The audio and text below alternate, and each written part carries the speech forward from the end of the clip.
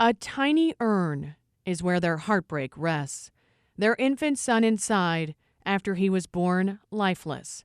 Jason and Jenny Rezebeck named him Blake, their second child they had so many hopes for. You're just so excited and you start thinking, well, I'm going to dress him in this and they're going to look like him and they're going to act like me. Jenny was 6 months pregnant when they got the news. At the 23-week ultrasound, I went up and there wasn't a heartbeat. A blood clot caused complications. She then spent 16 hours in labor, knowing when she finally delivered, her baby would be stillborn. Jason and I wanted to try to internalize it. We can do this, just you and I, we don't really need to tell anybody. But while Jenny was in labor, Marissa Steinhoff walked in, and the story she told changed everything. She lived for three great days that we got to keep her here with us. Marissa's baby girl, Paige, died too. Now Marissa volunteers as a companion with Share Pregnancy and Infant Loss Support. Companions are women who have lost babies of their own and help other couples going through the same suffering. In the hospital, companions like Marissa help parents make memories of their child, like hand and footprints, but also intangible ones that will be in their hearts forever. Looking back on that tragic event, our best memories are the things they made us do. And we did not like doing them. This picture is from when the Rezebecks gave Blake a bath. They made us do it. And looking back on it, we wish we would have done it for a longer period of time. Marissa also encouraged the Rezebecks to introduce Blake to his big brother, Cole. He just looked at us and says, he's not talking. And that's when Jenny explained that he's in heaven right now. They say Cole understood. And now in their home, instead of internalizing their tragedy, this shelf is filled with memories of Blake, a child never forgotten.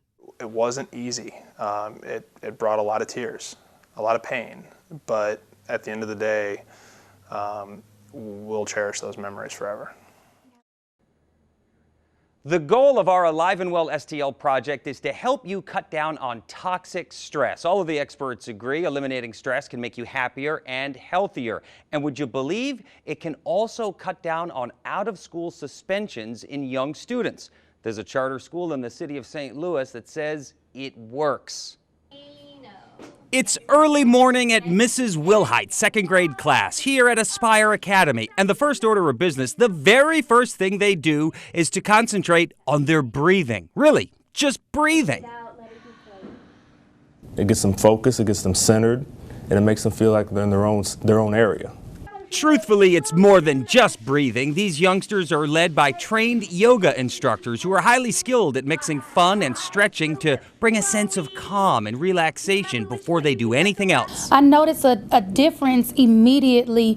The students were more calm, they were more reflective in our discussions, it's going well. I'm excited about it. Aspire Academy on Thekla Avenue in North St. Louis is a part of the Confluence Charter Schools, and the focus on yoga is just one part of what they call being trauma-informed, which is another way of saying many of these adorable little faces are coming to school every day very much in need of some peace and relaxation. We no longer ask the question, what's wrong with you? We flipped it and say, okay, so tell us what happened to you. This area has a lot of violence. I mean, you turn on the news, you see this area quite a bit as far as the violence, the crime.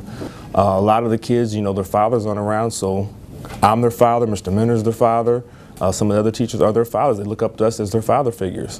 Which takes us back to the yoga in Mrs. Wilhite's class. Does being trauma-informed work? Here at Aspire, out-of-school suspensions are down and slashed by over 70% in grades 4, 5, and 6. And that's something anyone can smile about. Putting them out does nothing but put them out. It's the secret in a cuddle. Okay, yeah. The wag of a tail.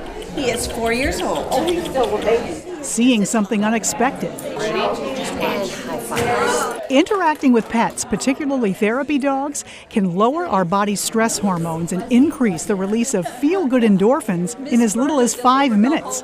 That is why so many hospitals want therapy dogs, because it really makes a difference for their clients. Service pets from Champ Therapy Dogs make regular visits to the Quarters, a rehab hospital in Des Peres, bringing a dose of unconditional love and comfort to those who've had surgery or other setbacks. Petting a dog alone has been scientifically proven to lower blood pressure and lower heart rate. Even people in pain have been known to forget about what's hurting in just those few moments they interact with an animal. What's amazing is we've walked into nursing homes and the dog will kind of scope out the room, and often they'll pick out a person who's isolated and go up to that person and want to visit. And so many times we've been told by a nurse that that particular person hadn't spoken in a week or two, but they will talk to the dog. And it just makes a difference. Taking on the care of a pet can be too much for someone already overwhelmed by stress, but making the effort to spend time in the company of them is definitely a stress buster. There are a lot of animal shelters out there that need help walking dogs, and that makes a huge difference. CHAMP even has volunteers who don't own a dog but borrow a friend's pup to make visits like these. Precious moments that soothe body and soul. I just hope that everybody realizes how important this interaction is. Hands in the dirt, head in the sun. Because up until 6 years ago, I wasn't into bugs and dirt. Then I found myself connecting with the farming. But nurturing this farm isn't just about feeding the body. On days I miss, I can tell, because there's a change in my attitude. I'm a bit sluggish. I feel like I missed something. It's about feeding the soul. Help them center, de-stress. On a 2.5-acre plot downtown, sprawling in the shadows of the Drury Inn, is the City Seeds Urban Farm, where homeless people affiliated with St. Patrick's Center sow seeds. And it could be rough. You know, I'm in a shelter. I don't have permanent housing yet. To get to the root of their problems. A whole lot of soul searching, you know, and very relaxing. Up to 40 homeless people work this soil every single year. They produce 18,000 pounds of produce, and their hard work helps other people in need. It goes to food pantries and St. Patrick's Center, and some of it's sold at local farmers markets. It's an experience that sticks with these people long after they're back on their feet. Many of them, like Frank Warren, come back and volunteer. This is one place it doesn't matter what race, what religion, what sex, what denomination you are. We're here for the purpose of helping the farm and helping other people. A recent survey found teens and young people are the most stressed among us. It's one of the reasons a place called The Spot in the Central West End has become so popular. That makes sense. On the surface, it's a place where anyone 13 to 24 can get everything from some free time on a computer to a game of cards. But The Spot is designed to dig into life's deeper problems. When I first started coming here, I was having problems with my mom, and I had just got put out of her house and stuff. So the first service I utilized was the case management service. That was 5 years ago. Tiara Benzie was 16 and says her stress was off the charts when she found The Spot. I got major depressive disorder, and I talked to the therapist here, I talked to the psychiatrist, got me on the correct medicine. And it's just an awesome place with a lot of awesome people.